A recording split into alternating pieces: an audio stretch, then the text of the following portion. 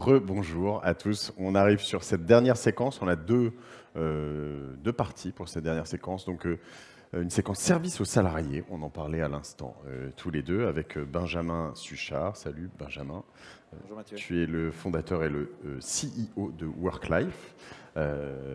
Tu vous expliquerai ensuite ce que vous faites. Une carte, on était en train de rentrer dans le détail de ce business des cartes.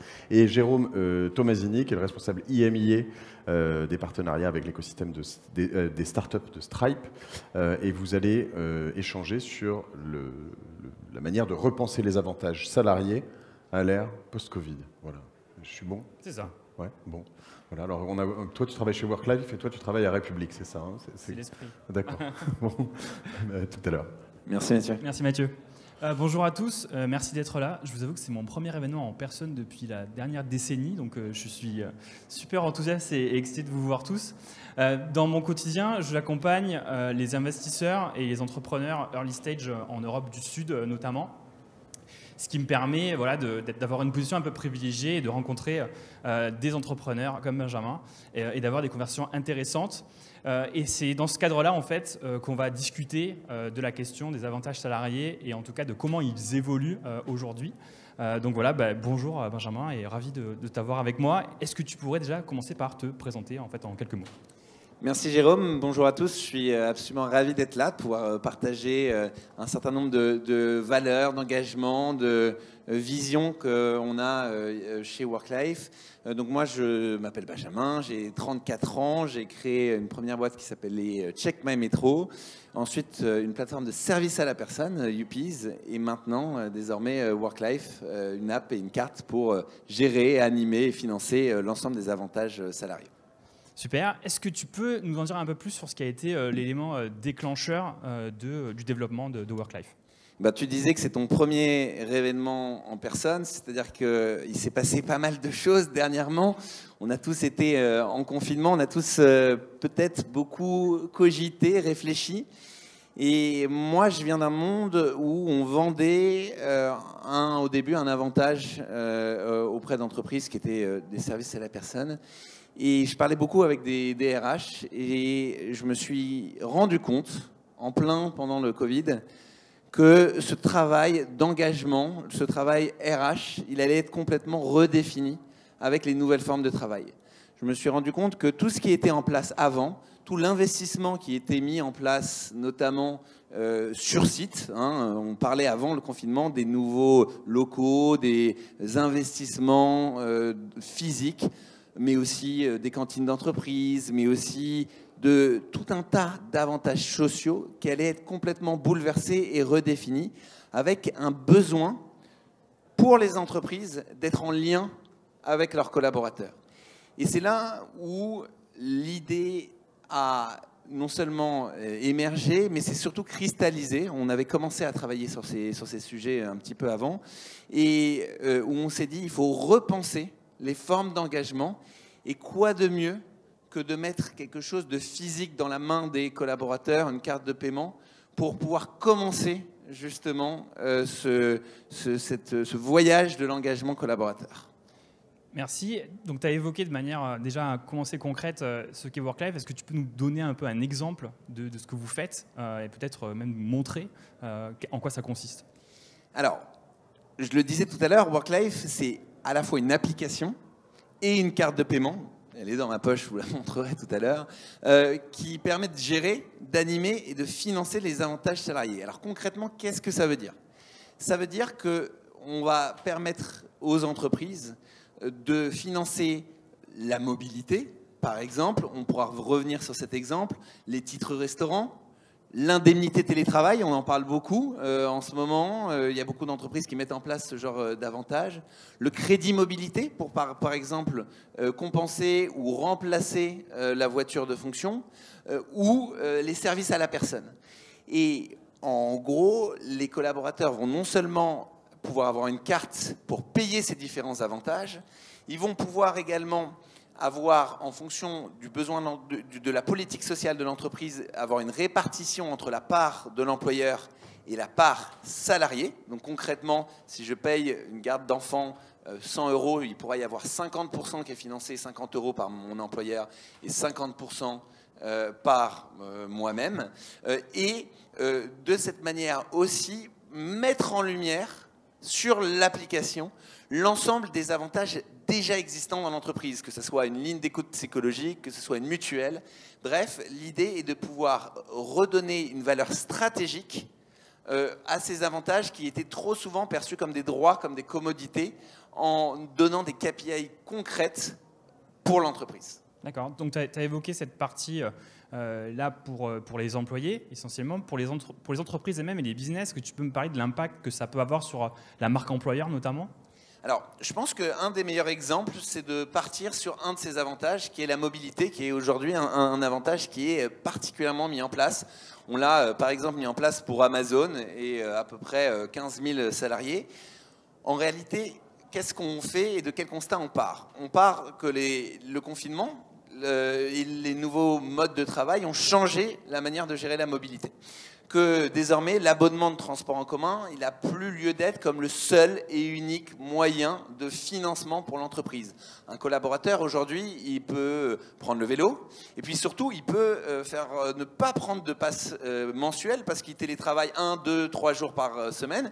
Et rien qu'à Paris, il faut 12 trajets, par exemple, par semaine pour pouvoir rentabiliser son passe Navigo. Donc, qu'est-ce que fait l'entreprise ? Elle va mettre à disposition une carte sur laquelle elle va combiner l'abonnement de transport classique avec les mobilités durables qui sont permis par la nouvelle loi l'homme qui concerne le vélo, qui peuvent concerner le covoiturage. Et désormais, c'est le salarié qui devient acteur de sa mobilité. Plutôt que de payer son passe Navigo et à la fin du mois de se faire rembourser sur présentation de justificatif, il va à ce moment-là payer avec sa carte et la répartition va se faire. Et tu me demandes quel est l'intérêt de l'entreprise. En fait, elle peut aligner, si on prend cet exemple, un intérêt écologique et un intérêt économique. Écologique, pourquoi ? Parce qu'en mettant à disposition cette carte, il va y avoir des personnes qui vont basculer d'un mode de transport type abonnement de transport en commun vers des mobilités plus douces et moins consommatrices en CO2. Et économique, parce que en même temps, ce basculement, il va vers des mobilités moins onéreuses. Et comme les entreprises financent en grande majorité à 50%, vous allez, dans ces cas-là, avoir une économie pour le salarié, parce que ça me coûte moins cher en tant que salarié de basculer vers des mobilités douces, mais aussi pour l'entreprise qui prend la part. Et donc là, on voit comment l'entreprise, elle aligne intérêt économique, intérêt écologique, nouveau mode de travail et engagement du salarié. Parce que le salarié, il va être amené à utiliser cette solution de manière régulière et il aura conscience de la part employeur à chaque paiement de manière beaucoup plus concrète que, par exemple, une ligne sur un bulletin de salaire en fin de mois que peu de personnes regardent. Cette dimension employeur, est-ce que c'est ça qui vous différencie en fait, d'autres solutions qu'on peut trouver en fait, aujourd'hui ? En réalité, oui. En fait, notre vision, c'est d'aller mettre en lumière la marque de nos clients. On ne veut pas que les salariés soient contents d'avoir Worklife. On veut que les salariés soient contents de travailler chez Amazon, chez Ornicar, chez Back Market. On veut que Worklife ne soit finalement que le prolongement de la marque avec laquelle nous travaillons. Et c'est pour ça que sur l'application, on va aussi mettre en lumière des avantages qui n'ont rien à voir avec les nôtres. Je parlais tout à l'heure d'une ligne d'écoute psychologique. Souvent, c'est un numéro de téléphone qui reste au fin fond d'un intranet et que peu de personnes, finalement, vont utiliser. C'est un peu dommage parce que ça coûte assez cher à la boîte. Et bien là, en fait, on apporte de l'usage. Et en fait, les avantages salariés, il ne faut pas le voir seulement comme une finalité. Oui, c'est important pour l'engagement de mettre en place des avantages. Mais en fait, ce qu'il faut comprendre dans cet écosystème, c'est que c'est un formidable moyen pour pouvoir toucher les collaborateurs. En gros, une entreprise, aujourd'hui, pour toucher un salarié, si on prend cet exemple-là, elles peuvent mettre en place un intranet. Mais un intranet, finalement, c'est compliqué, peu de personnes y ont accès, et surtout, ça ne va pas s'installer sur un portable personnel. Là, si je vais financer des dépenses de télétravail, si je vais financer des dépenses de mobilité, si je vais financer des titres restaurants, j'ai une légitimité en tant qu'employeur pour pouvoir m'installer sur le device personnel du salarié. Et quand j'ai fait ça, je gagne la bataille de l'engagement salarié et je suis capable en tant qu'employeur d'aller pousser des sondages, des communications, des avantages existants pour pouvoir aller valoriser toute la politique extra-salariale parce que le salaire ne fait pas tout. Et c'est vraiment ça qu'on fait nous chez Worklife. Là, tu vas parler de l'application en grand détail. Elle est couplée donc à une carte que tu as mentionnée rapidement tout à l'heure. En quoi c'est important d'avoir un objet physique dans cette relation des employeurs avec ces salariés? Est-ce que c'est une carte Worklife, par exemple? Alors, c'est une carte Worklife qui peut être personnalisée pour l'entreprise, donc qui peut être Amazon Worklife. C'est pour ça d'ailleurs qu'on s'appelle Worklife. On n'est que le prolongement de nos clients. Et aujourd'hui, vous pouvez, en fait, on ne serait pas obligé de mettre une carte. On pourrait derrière utiliser Google Pay, on pourrait utiliser Apple Pay. Mais je pense que le fait d'avoir quelque chose de physique qui vient concrétiser un engagement de son employeur, il est important. Qu'ensuite on le rajoute sur XP, bah, très bien. Mais déjà, il y a une adoption qui n'est pas encore de 100%. Quand on parle à nos clients, vous avez des gens chez Amazon qui sont dans des entrepôts, qui sont beau avoir travaillé chez Amazon, ce n'est pas des tech-friendly pour autant. Hein. Il faut bien comprendre les différents métiers. Et puis, concrètement, ça permet tous les jours de se rappeler aussi que l'employeur n'est pas là que pour le salaire, mais dans un usage au quotidien. Et donc ça, en fait, ça concrétise l'engagement de l'entreprise. Et donc oui, c'est important d'avoir cet objet assez symbolique, mais qui est finalement assez fort et puissant parce qu'il est lié à un aspect financier qui est si important pour les salariés. Tu as mentionné quelques clients d'ores et déjà. Est-ce que tu peux nous dire un peu la typologie d'acteurs avec qui tu travailles aujourd'hui, qui utilisent la solution? Alors, c'est hyper différent parce qu'en fait, on propose tellement d'avantages que les entreprises viennent nous voir pour des solutions qui sont vraiment différentes. J'ai beaucoup parlé d'Amazon, il y avait une vraie question sur la mobilité chez Amazon, mais Amazon, par exemple, ils mettent en place aussi le service à la personne et l'accompagnement, par exemple, des collaborateurs pour pouvoir trouver une solution de garde d'enfants ou une aide à domicile. On a beaucoup de ces personnes du secteur bancaire et du secteur assurance. Pourquoi? On peut l'imaginer, c'est des profils d'entreprise qui sont souvent avec des beaux packages et qui essayent, parce qu'il y a une guerre des talents, de pouvoir bien la gagner. Donc on a comme client, par exemple, le crédit coopératif derrière. Et puis après, on a aussi un certain nombre d'acteurs qui sont séduits par notre démarche solidaire et RSE. On l'a évoqué sur la partie mobilité, mais si je prends un autre exemple, qui est celui des titres restaurants, on est aujourd'hui le seul acteur qui ne se commissionne pas sur les restaurateurs. Il faut savoir qu'en vrai, les acteurs classiques, tous les acteurs classiques, vont prendre pour le plus bas 3,5% et pour le plus haut quasiment 10% chez des restaurateurs qui ont des marges très très très faibles. Et là, on dit, en fait, on va apporter de la valeur aux entreprises, donc on va mettre du titre restaurant, mais on ne va pas aller le faire sur le dos des restaurateurs. C'est extrêmement important, et la partie éthique.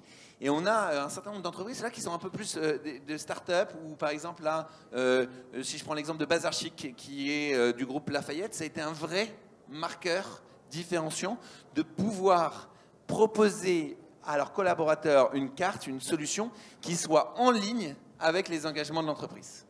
Et ça, du coup, c'est aussi un point. Et donc, du coup, on va des startups aux très grands groupes. On va annoncer dans les semaines qui viennent de très, très beaux noms qui vont compléter ceux que je t'ai cités à l'instant. Et c'est en tout cas une multitude de besoins et donc une multitude de profils d'entreprises. Avant qu'on termine, tu as parlé en ouverture de la pandémie, du rôle que ça a été en tant que prise de conscience et d'accélérateur. Qu'est-ce que concrètement tu vois venir dans les mois à venir sur ces sujets-là? Est-ce que tu penses que c'est vraiment l'élément déclenchant qui va révolutionner un peu la manière dont les RH traitent ces sujets? Alors, ce qui est intéressant, c'est que ça a permis de faire une prise de conscience. Mais attention, tout le monde n'est pas forcément impactés par les nouveaux modes de travail. Quand on travaille en entrepôt, le télétravail, c'est pas vraiment un sujet. Donc, ce qui est intéressant, c'est qu'on a pris conscience de la valeur que ça pouvait apporter. Si je prends l'exemple de la garde d'enfants, c'était vraiment quelque chose qui était un peu un nice to have, qui est devenu un must have, parce que si les collaborateurs n'ont pas une solution de garde d'enfants, ils n'ont pas une solution concrètement pour pouvoir avoir un collaborateur qui est motivé et engagé. Donc ça a été un catalyseur, ça a été une prise de conscience très forte. Et ce que je vois arriver, c'est un élargissement de cette prise de conscience, de comprendre qu'aujourd'hui, peu importe l'action que je vais mener, l'engagement de mon collaborateur est clé. J'ai besoin de trouver de nouveaux canaux, de nouveaux moyens de communiquer avec lui. J'ai besoin de me différencier aussi sur un marché du travail qui devient de plus en plus compétitif. Et donc, ce qu'on voit et ce qu'on observe, c'est qu'on le met dans une dimension stratégique. Les RH deviennent de plus en plus stratégiques. Et donc, les outils sont importants. Il y a eu une grande bataille pour pouvoir aller finalement gagner celle de l'outil RH. On le voit aux États-Unis, il y en a eu beaucoup, même en France, des PFIT ou autres. Là, je pense que la bataille à venir, quelle va être la bataille de l'interface collaborateur. Et les avantages salariés sont extrêmement bien placés parce qu'ils créent de la fréquence, parce qu'ils créent de l'usage et parce qu'ils sont assez forts comme levier de motivation pour pouvoir justement avoir cette dimension stratégique, mais qui va bien au-delà des seuls avantages financiers et qui peut aller demain beaucoup plus loin que les seules solutions qu'on a abordées aujourd'hui. Pouvoir d'achat des salariés, engagement en termes de valeur, en termes de développement durable. Il y a aussi une dernière dimension qui va être importante, c'est en termes de dépenses pour les entreprises. Il y a quand même, il faut aussi se développer, il faut essayer de se développer de bonne manière, de manière profitable. Qu'est-ce que tu peux nous dire sur l'impact que ça a justement sur ce secteur-là ? Clairement, des avantages salariés, c'est quoi ? Souvent, c'est des avantages extra-salariaux qui ont un impact qui sont exonérés en termes de cotisation salariale et qui peuvent même donner droit à du crédit d'impôt. Donc c'est un vrai moyen, un levier pour l'employeur, surtout dans des périodes qui peuvent être compliquées. Il y a des entreprises qui ont été durement frappées par les derniers mois, de pouvoir, dans une négociation annuelle, aller reverser de l'avantage, du titre restaurant, du service à la personne, de la mobilité, de l'indemnité télétravail, sans pour autant avoir 20% de charge salariale, 40% ou plus donc, de charges patronales. Et donc, on peut allier à la fois pouvoir d'achat pour le collaborateur, care, parce que c'est vraiment ce que fait l'entreprise quand elle met en place ce type de dispositif, et dans le même temps, optimisation financière.